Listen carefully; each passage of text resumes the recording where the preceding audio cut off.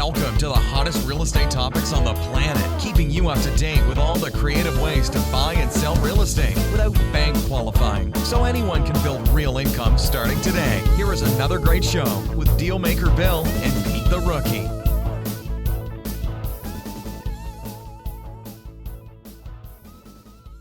All right, here we are at another episode of Flipping Houses for Rookies. Although I have to say that even though we call Flipping Houses for Rookies, Peter, I think we tend to probably more than just rookies these days. What do you think?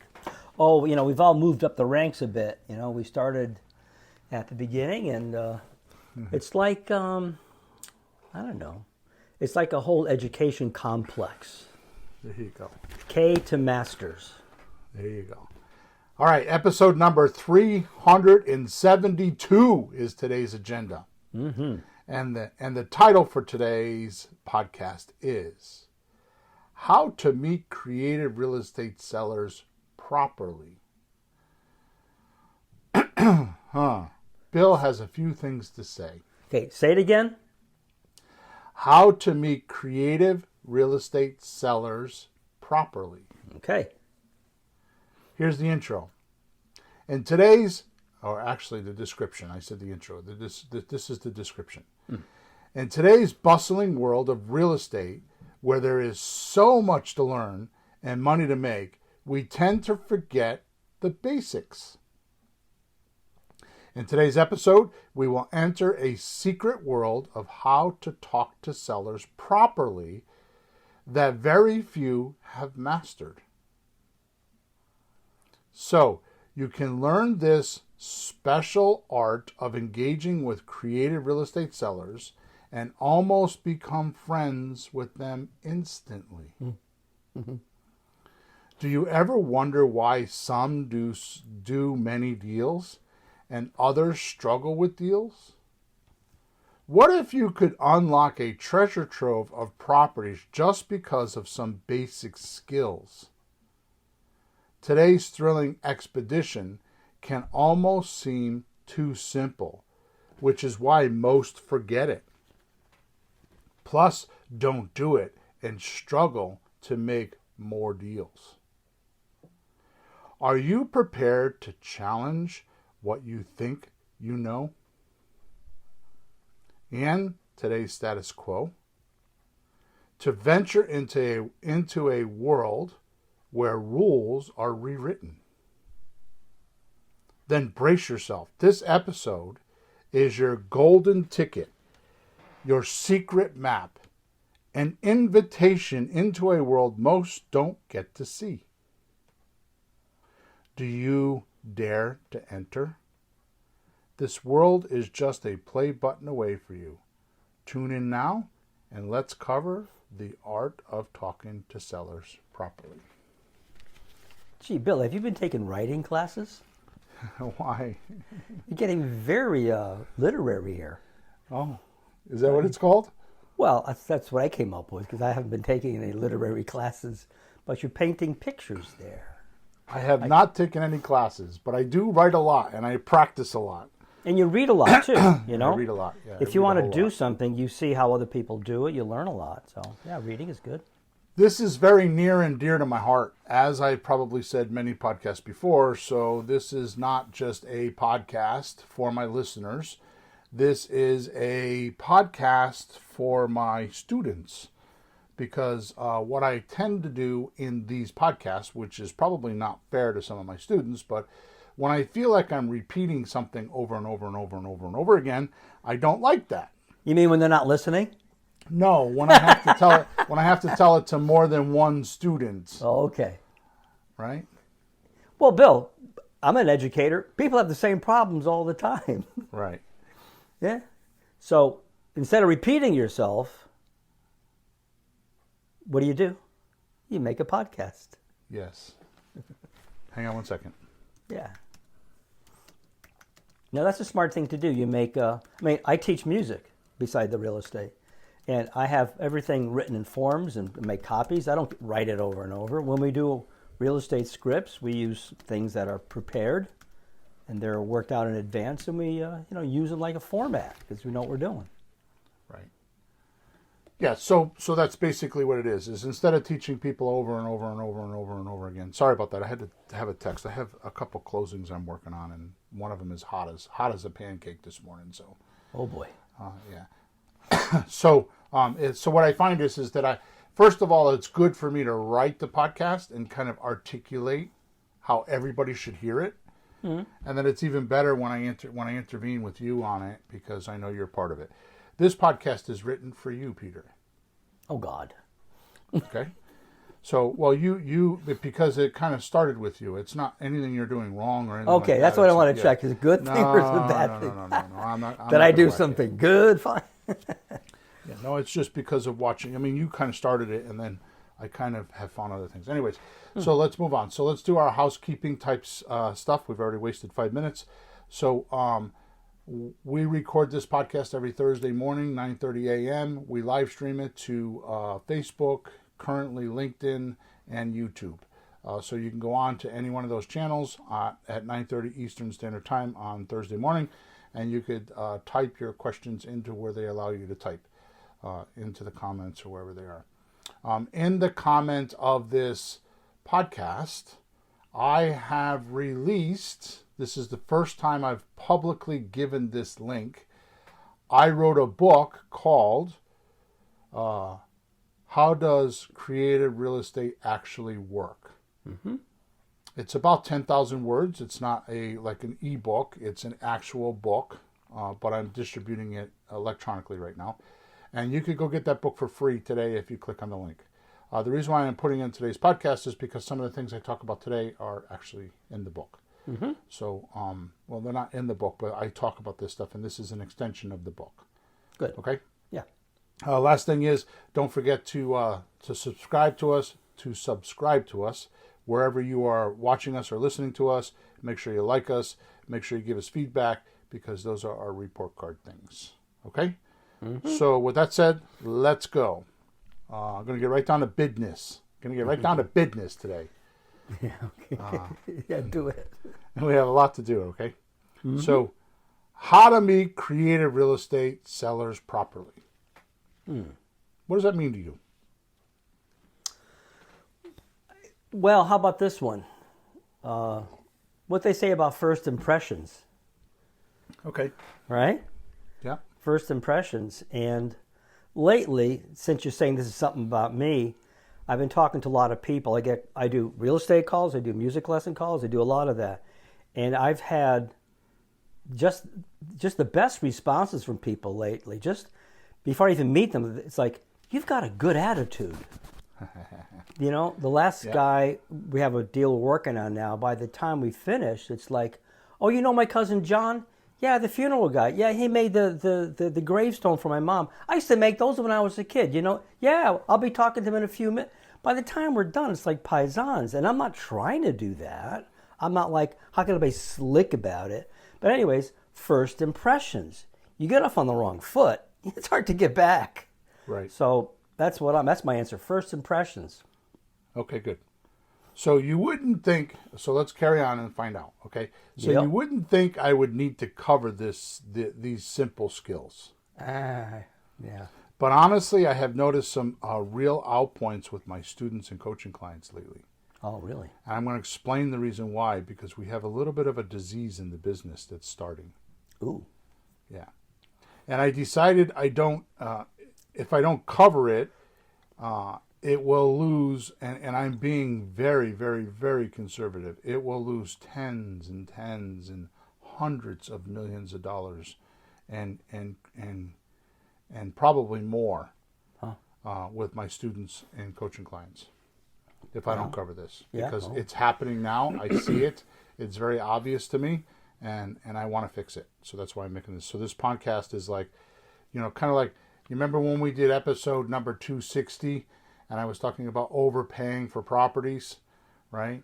And we talked about the Grand Slam offer, It was like we launched that podcast because that was like the beginning of it. Well, it turned into a whole evolution because since then, oh my God, I can't even tell you. I can't tell you. There's hardly a day that I don't go by that somebody doesn't tell me they have a deal because of that script and that calculator, right? That was absolutely an industry disruptor. Totally. We're giving people 50, 60, 70% more than market value. And they freaking love it, and we're making tons of money doing it. Just because of the way we present the offer. It's not even the offer that's so. I mean, the offer is a slot deal. You just got to know how to present it. And I mean, I have a deal with a coaching client that I had to call yesterday. I know his uncle well. He's in coaching because of his uncle. And I called his uncle, and I was like, dude, no disrespect, but your kid, your nephew, he's a great kid. He kind of ebbs and flows. He comes, he doesn't come. It's like, I don't know. He parties, he doesn't party. I don't know what's going on. I said, but he's not paying enough attention, and he's got a deal that makes $100,000. So I don't know what to do. Should I just coach him and see if he can put it together, or should I partner with him and do the deal? He says, no, partner with him. He says, no, kick his ass. You know how it goes. So I'm on the phone with the seller, and it's just amazing how tuned in this seller was with a kid, and I mean a kid. When I say kid, I'm talking mid-20s probably. Young. With a kid that just read him the script that knew absolutely, positively freaking nothing. And I spoke to the seller, and he was tuned in. He had questions. I recorded it like I record everything. And he had questions. It's just incredible. Anyways, I'm offbeat. I'm talking about that because that's how that started, was episode 260. Now we're on 272, and it's since taken off. Hey, Bill.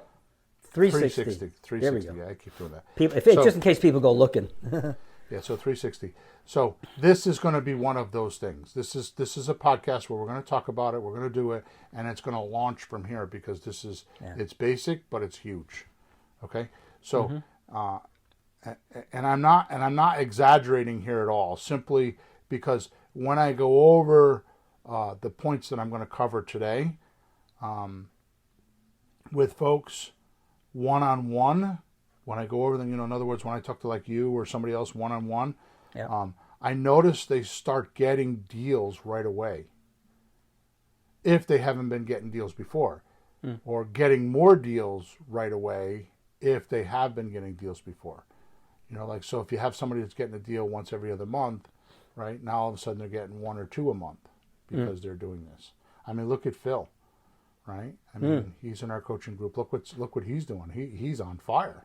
He's talking about 3 or 4 every week. He's talking about 3 or 4. Yeah, and it's because of this new strategy, right? And what I'm talking about today, he's really good with this. So I feel obligated to share this information. I really do. It's a hidden art form that is simple, but crushes it if you use it. Right?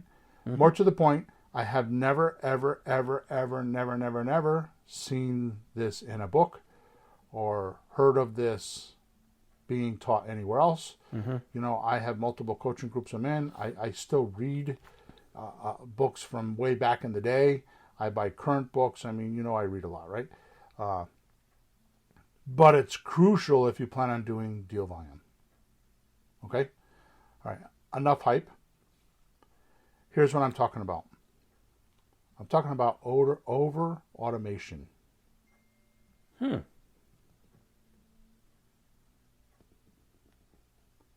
Okay.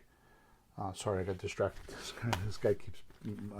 Anyways, over automation, or more clearly, when does the automation, like AI, stop, and human intervention kick in?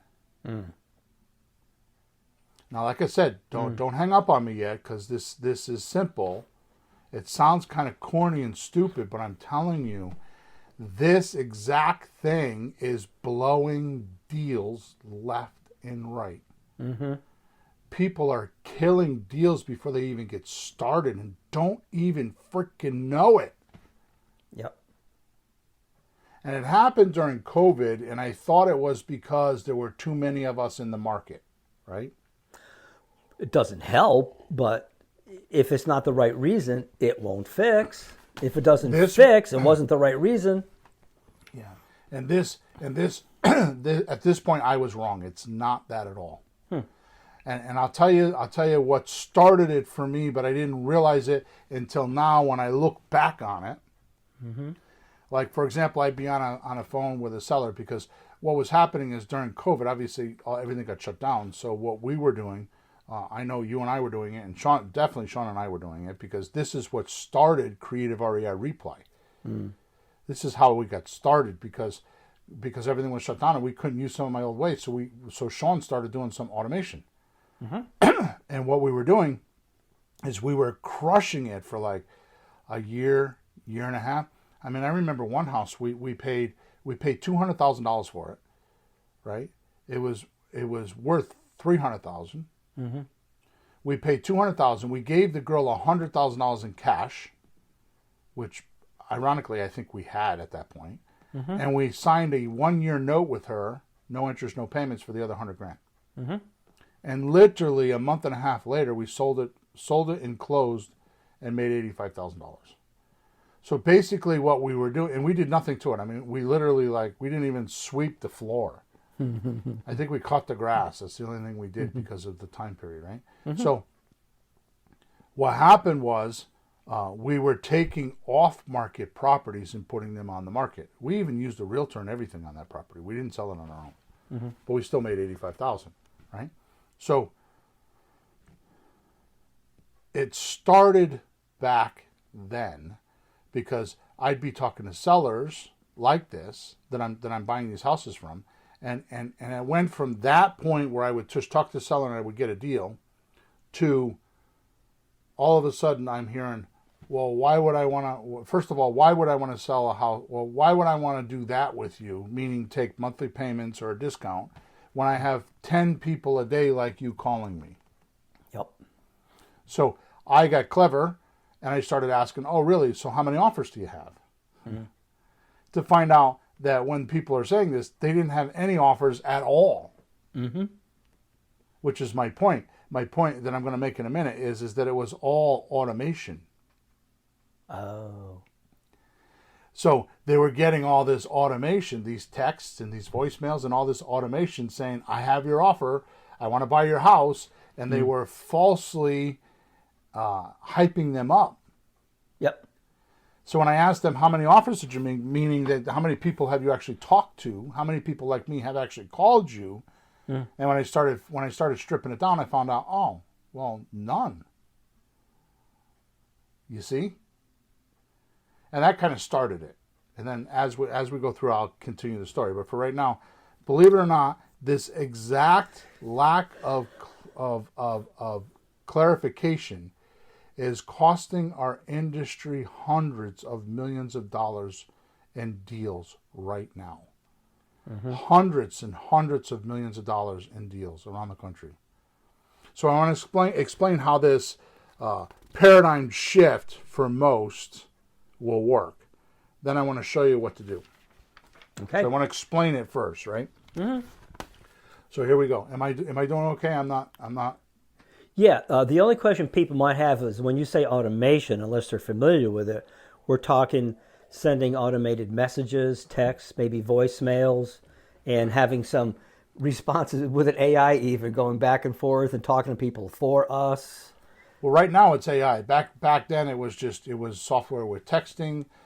It could be as simple as putting signs out and sending them to a free recorded message, and then not answering the messages. Or instead of sending them to a live operator like Ron LeGrand preaches, go to Pat Live. Yeah. That's all automation. You personally are not talking to the seller. There's too many vias. It's kind of like standing. Let's talk about Pinball Wizard. The Who, the song, right? Yeah. You stand at the bottom of the pinball, and the ball's bouncing around, and nothing's happening. There's no points being made. It's just ding ding ding ding ding ding ding ding ding ding ding, and it's entertaining, but there's no points being made. Yeah. Right. Yeah. Well, it seems like in our business, there's always been a point of balance. Like, do we just talk to people on the phone, or we just run and go see the houses right away? Now, we can't go around and seeing houses all the time. Let's just talk to them on the phone.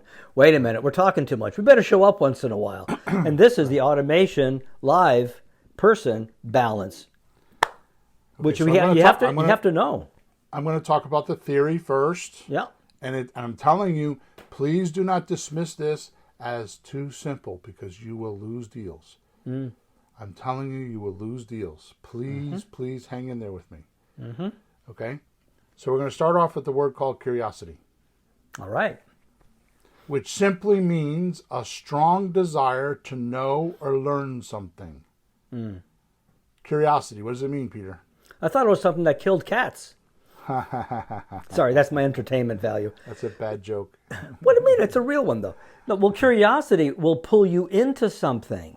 Right. There's something over there someplace, and you have this desire to know what it is because you don't, and it sucks you in. I put a wad of paper stapled, like 10 pages, on the kitchen table this morning during breakfast, and I know my wife. If there's a box that's closed, she's got to see what's in it. So she starts reading it, and it's this really serious thing I'll show you later about the economy in the 70s and these deals and these horrible things that happen that have ruined the planet, and no one knows about it. And she's eating breakfast and reading. It's a mystery. She's curious. I didn't say a word. I just put it there. So it pulls you in, and you want to know more, not hang up the phone. A strong desire to know or learn something. It is eagerness and an inquisitiveness. Right? Now, ironically enough, you probably didn't know this, but you could break down curiosity into two types. One is a general interest curiosity, Okay. like your wife with the paper this morning. Yeah, what's that? Right? General interest. It's like, they just found something and they're curious, right? Yeah. And the other one is a deprivation curiosity. Wow. And deprivation means a lack of something, or as we state here on Bill's planet, neediness. Okay. So like our listeners are more like deprivation curiosity, like how do they make 5 deals a month? Right? So there's a curiosity there. So it's more fueled by a need? Yeah, it's neediness. Yeah. Okay. Need So, to pay the rent I mean, next month. Need some money. If you go back to way back into the podcast and you listen, we talk about need and greed, right? Yeah. Curiosity's that way. So general interest curiosity would be, okay, well, how much can you give me? Yeah. Greed. Or deprivation curiosity is like, okay, well, how can you help my problem? Okay. Right? Yep. Am I doing something wrong? No, You're I'm only laughing at me? smiling because I made a phone call yesterday. I haven't told you about yesterday, and it's fitting what we're talking about today. Okay. Curious? Right. Okay, and I thought of something a minute ago I wanted to tell you, but I can't remember what it is, so we're going to keep going. So, so deprivation means a lack of something, or we state, or as we state on Bill's planet, my planet is neediness, right? So if we tell sellers there's something to know, and don't tell them what it is, right? They snap to attention. And go from you chasing them to them chasing you for this information. So what if you need to do, what you need to do is create this interest. Something they want or think they want. Something they don't know. A mystery. And their own curiosity will channel them along the way you want them to be channeled along. A good example of this is you tell them you have an offer or two for them and you're ready to buy. Right? See, the lie is you think they want to sell, but they don't. Instead, what they really want is they want your offer. See, they might have a $200,000 house, right? And you might only want to pay $100,000. Well, they don't want to sell for $100,000. They want to sell for $200,000 or as close as they can to that. Sure. Right? Or maybe they want to sell in a week instead of 6 months like a realtor. Right? See, they need to know what you can do for them. Sure. Before they want to sell. So they won't bother with you or give you their time, right? Which is why I always say they want an offer first. Yep. So you have the offer, right? And you need to entice them with it. Now I'm going to give you better examples as we go along here. I'm just trying to do it like in stages. Because I know I'm belaboring this and I'm probably moving too slow and it may not seem so sexy to you right now. But I'm telling you, once you get this concept and you use it, you will get more people on the phone, and especially if you use the Grand Slam offer, which is episode 360 and 370, right? You will crush it. So this brings me to my main and most paradigm shift discovery. All right. If I could cut down this podcast to just 10 minutes, it would be this 10 minutes. Okay, because this discovery is what I found out with you. And found out it wasn't just you, it's every coaching client, every student I have, 100% does this. Okay? Sure. So listen up, because done correctly will make you millions in real estate. You need to guide and channel the seller where they can get the data. Like a phone call with you or with your closer. This is a people business. You cannot buy a property texting people. This is not Amazon. This is not eBay. Okay? You never, ever just give the data. You need to shuttle them along using curiosity and mystery to get them where you want. Now, I've done this for 30 years because I don't even know why. It's just ingrained in me. It's like, if you want data from me, you have to prove to me it's worth me giving it to you. Not like I'm pompous or arrogant. Or the thing is I've learned over the years, you'll be at a party and you'll be talking to somebody, or you think you're helping somebody and they're just being nice and listening to you. You're completely wasting your time. You're not helping anybody. I'd rather talk about something else than to take my knowledge that's taken me years and hundreds of thousands, maybe millions of dollars to learn, and just give it to you. Right? It's a free service. And they don't take it as serious. Right? Yep. They don't listen. They don't do it. Here's the point. If you give the seller little pieces of data by answering their questions, you tip your hat on how you might be able to help. And their curiosity or mystery gets answered and terminates them. Wanting to talk to you or hear your full offer.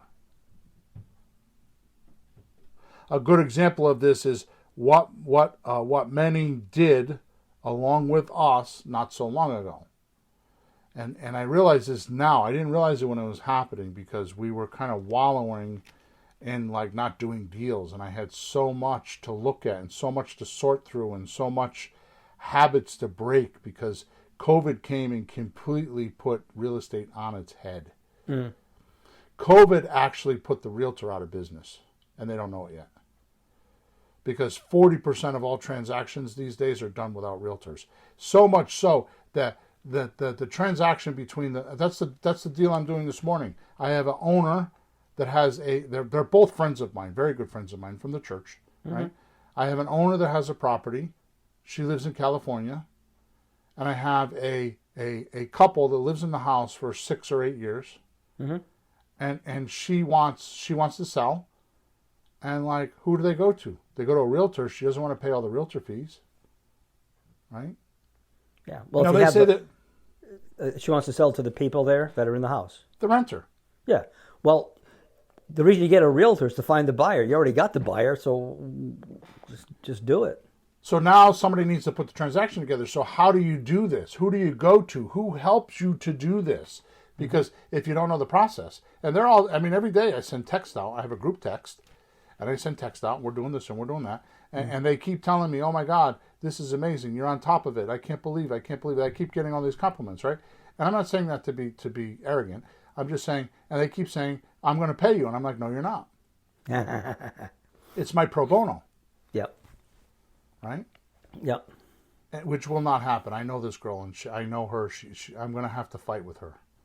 I'm going to have to give her money back, and she's not going to like it. Don't worry, Bill. I'll contact her. I'll tell her to send it to me, and I'll make sure. Never mind. Right? So the point is that 40% of the market is doing deals without the realtor. So because the realtor thinks that the only place that you can have property is on the MLS, there's 40% of the market that is not going on the MLS to get sold, and they think there's a shortage of houses. No, there's a shortage of them adapting to the environment, them being able to change their system and know that they can help sellers like this. Instead of charging 6% to go find a buyer, if I was a realtor, I would charge 1% to just do the transaction. All they're doing is coordinating and using all their resources. I mean, I used my banker, my loan guy. I used my attorney. All I'm doing is giving them resources that they don't know they can have, and just saying, do this next, do that next, and filling out contracts, a purchase and sales contract, and putting it in DocuSign and have everybody signing it. It's not hard. It's just knowing the steps. Right? Sure. So I don't know why I went off on that tangent. The point is that what I'm preaching to you right now, and I am preaching right now because I'm telling you, you will not believe this podcast is as important to you as you think. Until you start doing deals or trying to do deals, or if you start trying to get leads and you start getting serious about making money, you will realize what I'm teaching you today is the most vital thing you can learn. Okay? So a good example of this, which we did for many years, and I want to explain this, right? Sure. So and yeah, I'm going to explain it. So we would text someone, the initial text. Yeah. Would you be willing to take payments for a year or two and then sell the house to me? Nope. That's too much information. Except this is an excellent question, but only works perfect for a landlord advertising a rental property. It becomes curiosity to him or her. Right. He's already renting. See, he's just expecting the monthly rent, like you just said. He's just expecting the monthly rent. So go ahead. Yeah. Well, he's already renting. He's there. But this other part, selling, like maybe he's thinking of selling, but not now, but maybe later. And that's what you're saying. So there's some guys that are like, God, I'm getting tired of this. Maybe I should sell in a while. And you say rent and then sell. He might be thinking that, and you're connecting with him. He's got to find out now. Right. It's a curiosity to him because it's a specific message just to him. Yeah. Well, those two things don't happen together, buy and sell. I mean, rent and sell. It's like, I got to rent and then I got to sell. You say, no, we do both. You do both? What's that all about? That doesn't happen very often. You know? You know, Peter, you just said something very magical. You're right. Those two things don't normally work together. It's either you're renting or you're selling. That's a very obvious thing to say. That's well, very cool. you know, it only took me 8 years to come up with it. Yeah. The point is that we were using it, or we were using it correctly, because what I would tell people to do is I would tell people to go into Facebook Marketplace, go under the rent section, Yep. and don't look at the houses. Don't evaluate the houses at all. Just go through and just type it once. Would you be willing to take payments for a year or two and then sell to me? Then copy it, and just paste it 25 times a day. Don't look at the houses. Just go into Facebook Marketplace under the rent section and just copy and paste that message 25 times a day, 10 times a day, 15 times a day, 20 times a day. And I make a joke out of it because I'm crude sometimes. Like, you got to sit on the toilet and take a crap. You could do this while you're crapping. I mean, you're not doing anything else anyways. So, like, you got 5 minutes, and that's about how long it takes. And you know what? By the end of the week, you will have people calling you. You will. Now, Facebook doesn't give you the addresses or anything like that. So you're going to have to ask people for their phone numbers and their addresses, right? And you're going to get into these instant messages with them. You know, the direct messages, they call DMing, right? Direct messages. Sure. And you'll start having a conversation with them. Now, here's the part that I'm talking about right here. You start having a conversation with them. Right. So I'm going to pause right there and keep going with the podcast and come back to this exact moment.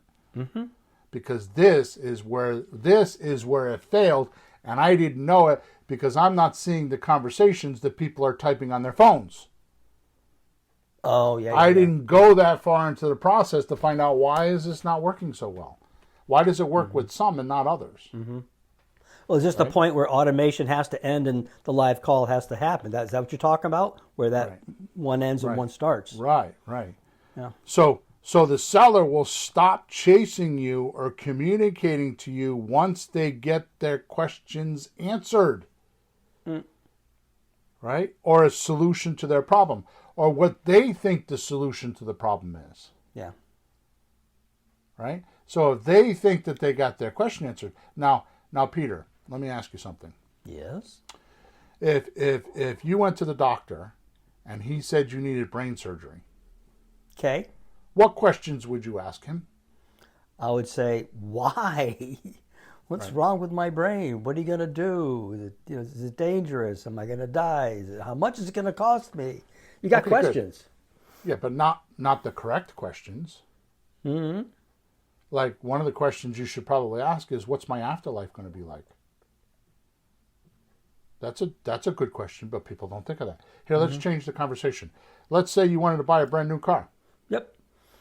So what questions should you ask when you buy a brand new car? Well, it might be how reliable is it? What's the breakdown and cost? What's the cost per mile of using it? Things like that. Okay. Are those any good? Yeah. How about asking, so what is the manufacturer's warranty and what does it cover? Yeah. What happens when I break down? Is there roadside assistance? I mean, there are different sets of questions. The point that I'm trying to make is, you as the novice car buyer, or you as the novice person that needs an operation, do not know what questions to ask. Right? Well, yeah, that's interesting.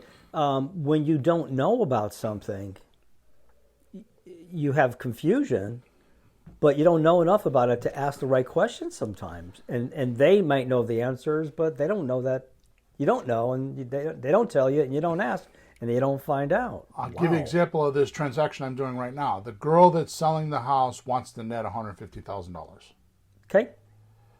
She does not give a flying good crap about anything else. In fact, she just raised the price by 10 grand because she found out she's got to pay taxes, and she made the buyer pay it.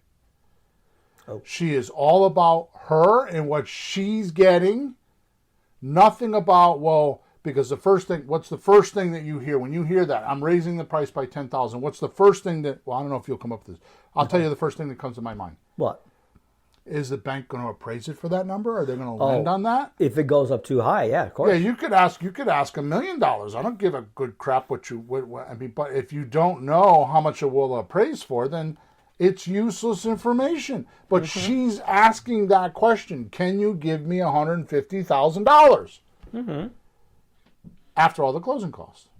She doesn't care about anything else. She's trying to solve some other problem, which, by the way, we call that a greed deal. She has another problem that she needs $150,000 for in her business, and that's the reason why she is selling the house. What's she paying taxes on? She doesn't live in a house. Capital gains tax. Capital gains. Yep. Okay. She lives in California, the house is, and she's been renting for 6 or 8 years. So my point is that here's what happens. Our students or coaching clients have the seller asking them questions that are most often meaningless. And based on what I just told you, once they get their answers, if they don't like their answers, they stop communicating. Yeah, if they're irrelevant, that's horrible too, because that's like no interest. And then you answer something and they're done. Oh yeah, holy crap. That's like strike two. So let's just name this. This is a one-way communication, not a two-way. In other words, if you had wires between you and I right now, like you're one place and the communication would go down on one wire, the left wire, but nothing comes back on the right wire. So I don't get any feedback on my communication. I say to Peter, "How are you today?" And you don't answer me. I'm left in mystery on how you are. I didn't get a response. It's a one-way communication. So you're trying to give the seller information on your offer, and you're stuck with, they won't listen to your offer because they have questions which are irrelevant questions. Right? And they think they're getting answers, and they're not, and they're making a life decision based on wrong data. Wow. Because you are answering their questions in bits and pieces over text instead of finding out what's really going on and how you can really help them. Right? Yeah. So what happens is, which is why you have to keep the seller's appetite for answers a mystery. Until you are ready and prepared with all the facts you need to help them correctly.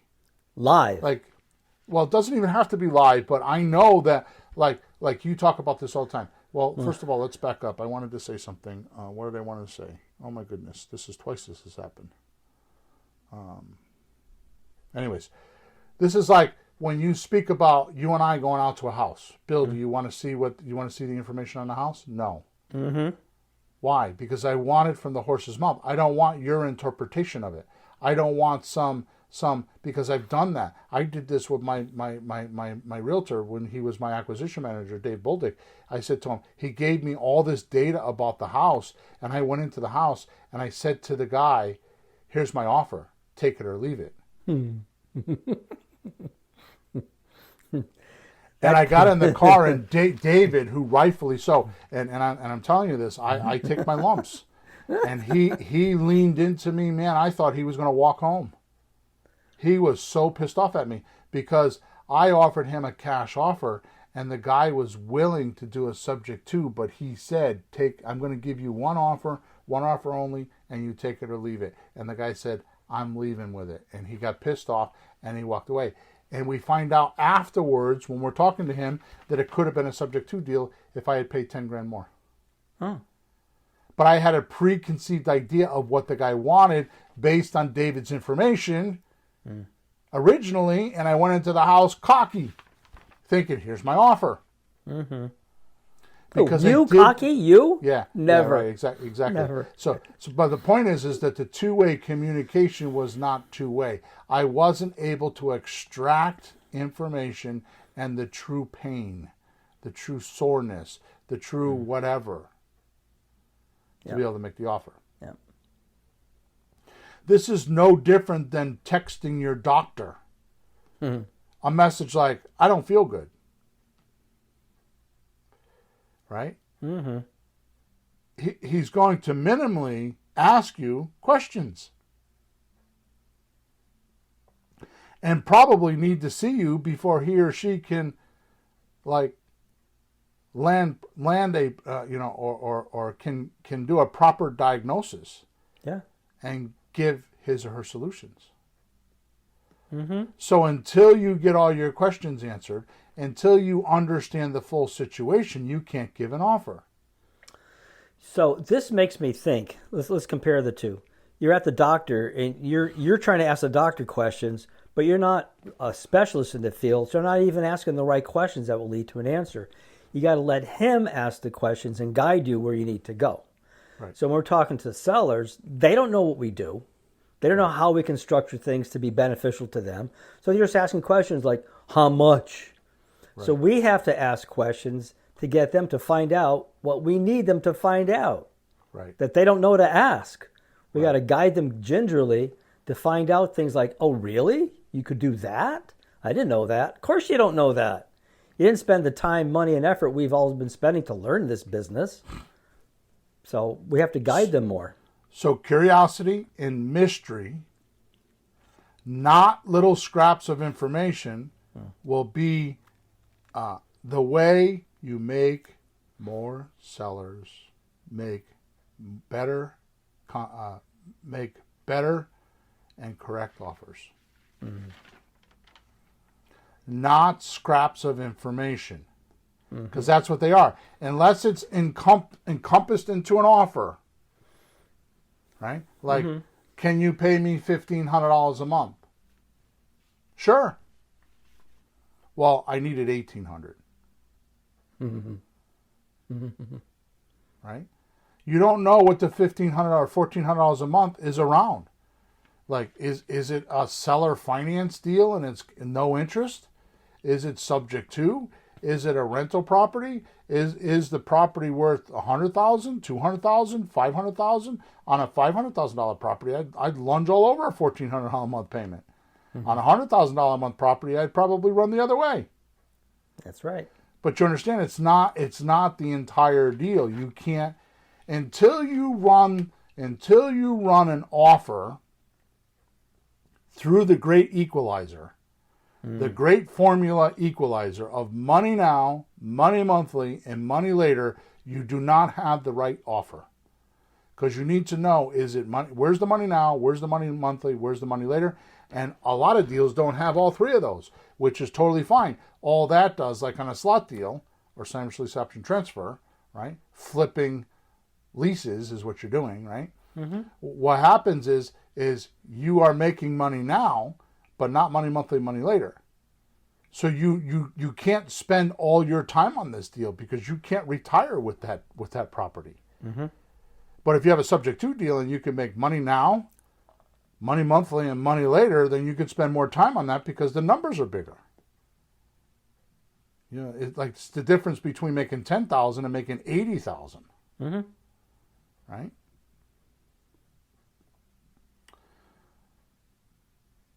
My last point. Too many are over texting and under communicating in person, or on the phone, or on the Zoom. People to people, human to human. I see way more than I wish to see. Too many students and coaching clients trying to pre-qualify sellers before dialing the phone. Mm-hmm. It is actually an over or too much qualifying process. This just tells me that there are some lack of confront issues on the investor side. Mm-hmm. And lack of confront means afraid. Yep. They're consciously or subconsciously not willing to meet face to face because the investor feels this would be a difficult situation, right? Or they feel it is a problem they can't solve, the seller's problem. It's their problem, they can't solve the seller's problem. Mm-hmm. I hear this a lot. I hate this words. I hate this. I want to vomit when I hear this, and I hear it a lot. What? And my sisters tell me this. What? Well, you know me, I don't like confrontation. Oh, God. My sister, who is worth some bucks, she's done very well, will just write a check and make it go away because she doesn't like confrontation. Mm-hmm. She doesn't like drama and confrontation. So instead of confronting it and stopping it, right, she runs the other way. And oh yeah, by the way, Peter, what is the natural law? You become what you resist. Mm-hmm. If you resist confrontation, what are you going to get more of? Yeah, you can get more of it. There's another law that I know that once you start confronting something, it's not as bad as you thought. Mm-hmm. And if you don't confront it, it gets worse.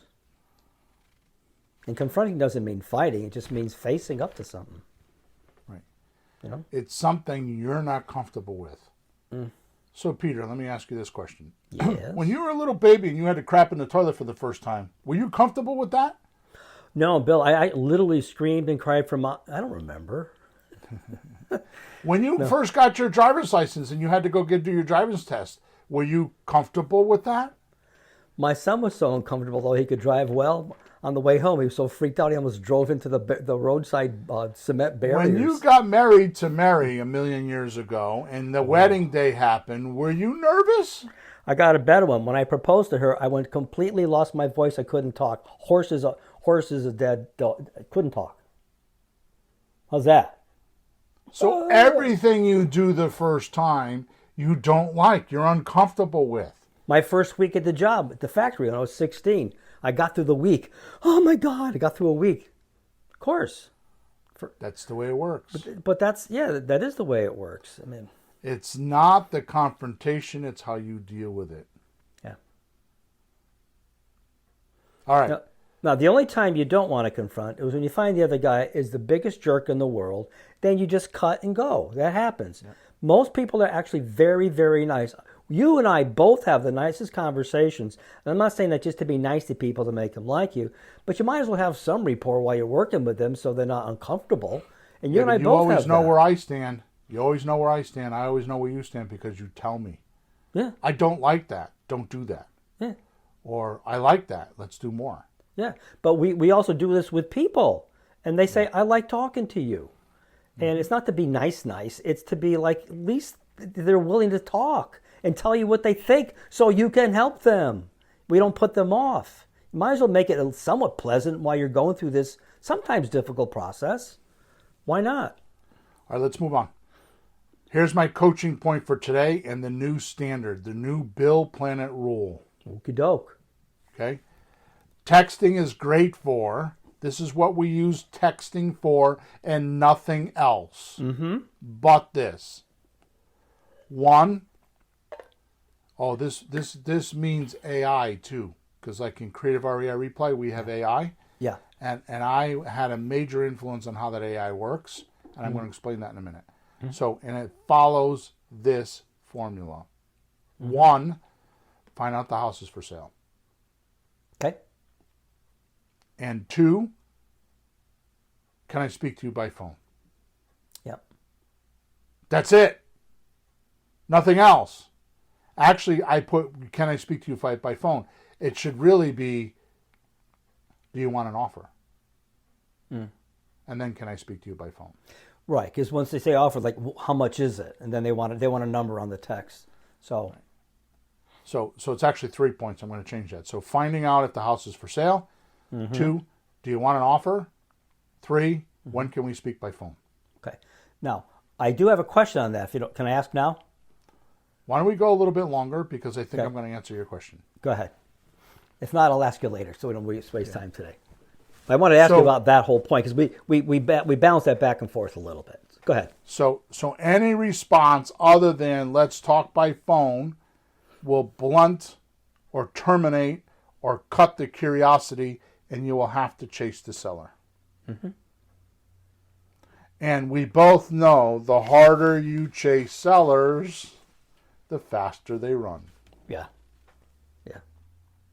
A good curiosity would be,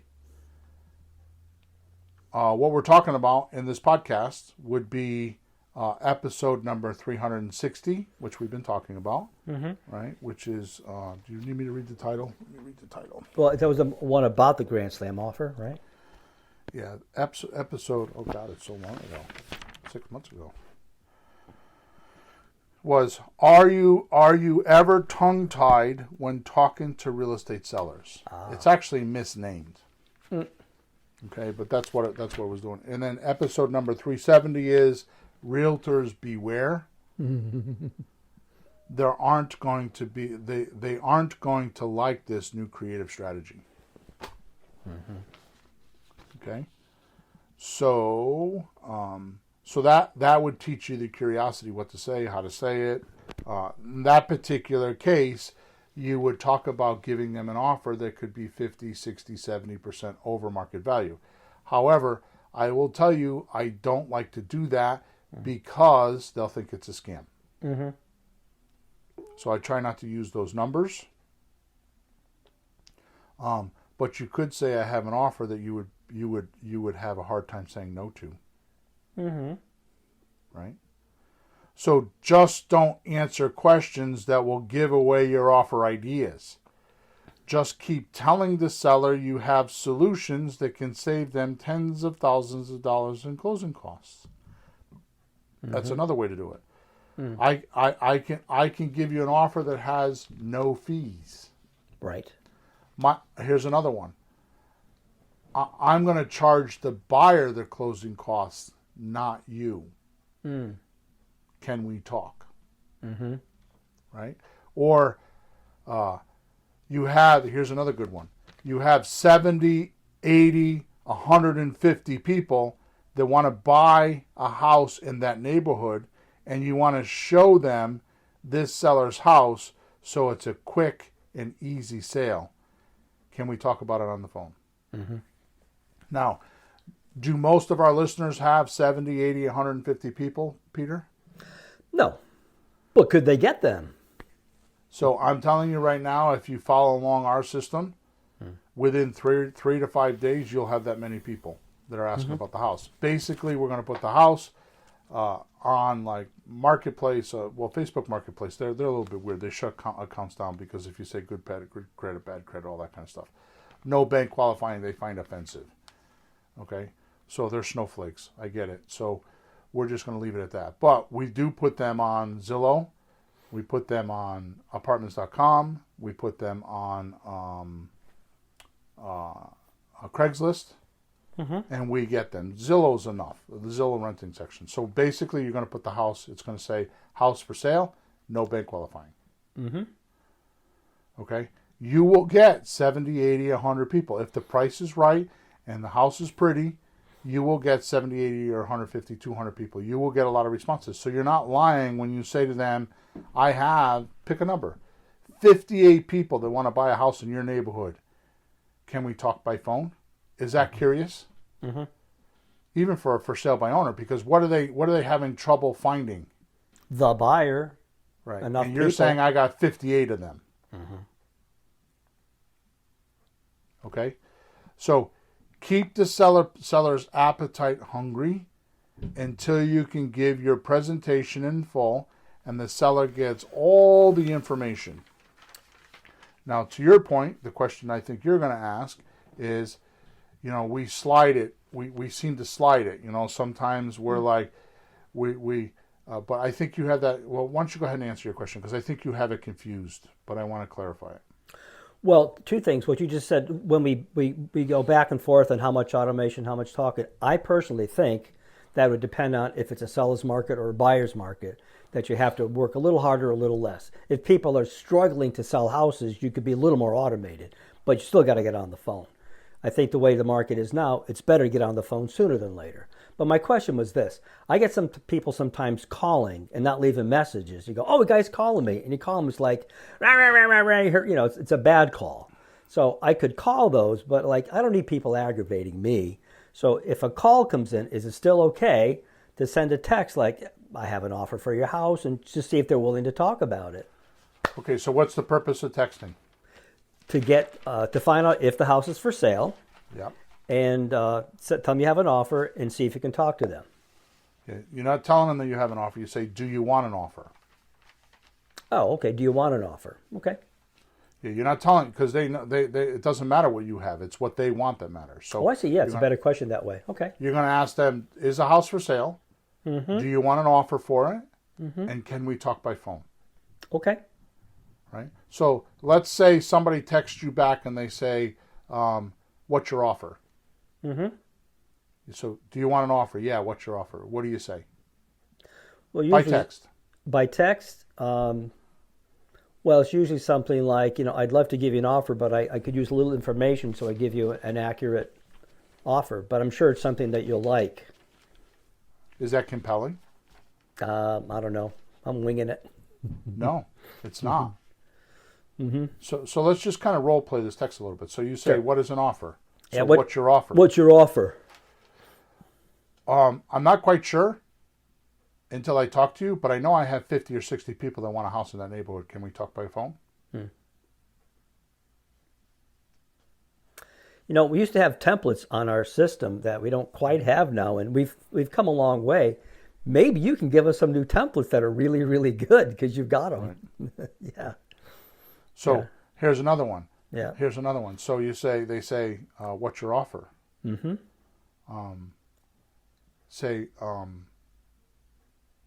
Well, I don't know yet. I need to talk. I just had it a minute ago. I don't know yet, but I know I can save you tens of thousands in closing costs. Are you interested? Yeah. Right? Is that curiosity? Is that a hell mystery? Yeah. Well, it's specific enough without being exact. So you want to find out, well, how much and what really is going to happen. Here's another one. What's your offer? I think you're going to like it so much we could probably close within the next 2 weeks if you need to. Mm.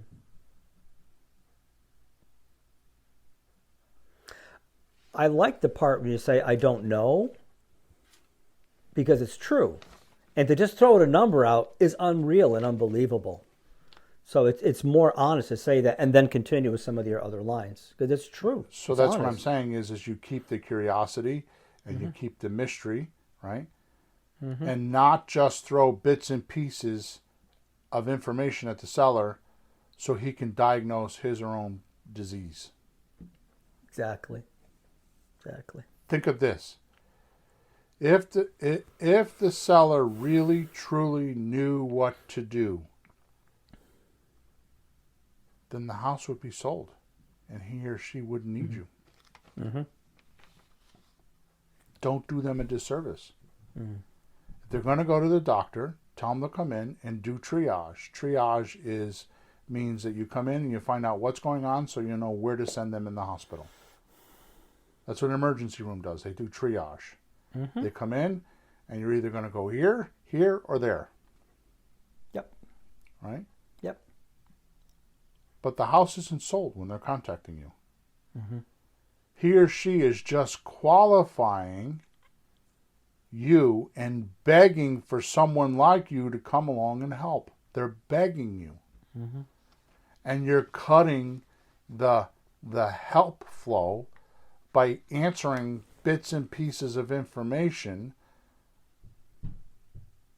without the full data. Mm-hmm. You're hurting them. Mm-hmm. Right? Yep. So if you're human and you can chat with sellers and be real sincere, well, damn, you're about 90% of the way there.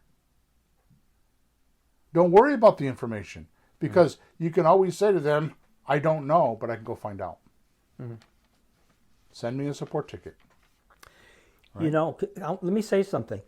I think us buyers and people are still learning, like myself and other guys probably worse off than me. We're worried about having the right answers. How about this?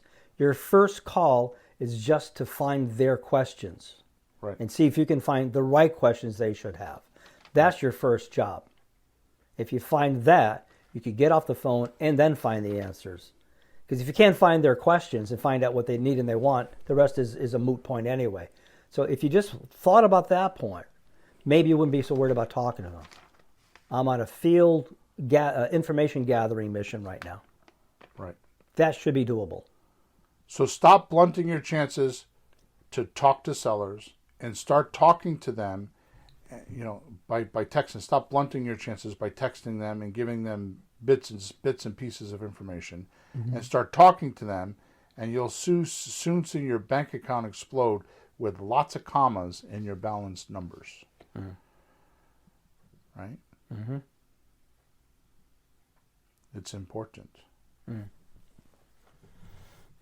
Right? So, that's good. Yeah, that's it. I was going to say something else, but I'm going to stop it there. So, hopefully this helped you. I know it sounds minute, and it sounds like, but there's nobody that has distinguished in the industry so far, which is a revolutionary point in my head. Like, when do you stop the robot, and when do you start the human? What's the point of the robot? Point of the robot is, and that's what it does in Creative REI Reply. In Creative REI Reply, all it does is ask you for an appointment. The robot is designed to get you an appointment. What's your offer? I don't know, because we call her Sophie. Our robot is called Sophie. So Sophie will say, my name is Sophie. I'm Bill's virtual assistant. Right? And it will say, I don't know what the offer is, but how about we make an appointment with Bill so you can talk to him? Yep. So the robot is designed to just make an appointment, which is exactly what you should do in your system. That's exactly how you should operate. And you will find that the more people you talk to, the more offers you make, the more you'll learn. Okay. Thank you for joining us today. I don't have a title to the podcast 373 yet. I've been behind on my podcast. I usually have 2 or 3 weeks in the pipeline, but I've been busy. Make sure you go subscribe to wherever you're watching us or listening to us. Make sure you like us. Make sure you give us a review. And if you have any questions, you can go to flippinghousesforrookies.com / just go to flippinghousesforrookies.com. Top right hand side is a support button. Those questions come right to me directly if you have a question for Peter and I. If you want to get into our little mastermind group, which is for free, go to WhatsApp Messenger, type in Let's Talk Real Estate, and you will find us there, and we have a group there. Okay? With that, I'm over and out. I appreciate your support and dedication for listening, and go make a deal. Flourish and prosper. Thanks for tuning in to the hottest real estate topics on the planet with Bill and Pete. If you want to continue learning how to buy and sell real estate without money or credit, head over to flippinghouses.club for some cutting-edge real estate wealth tools. Or contact us at info@flippinghouses.club.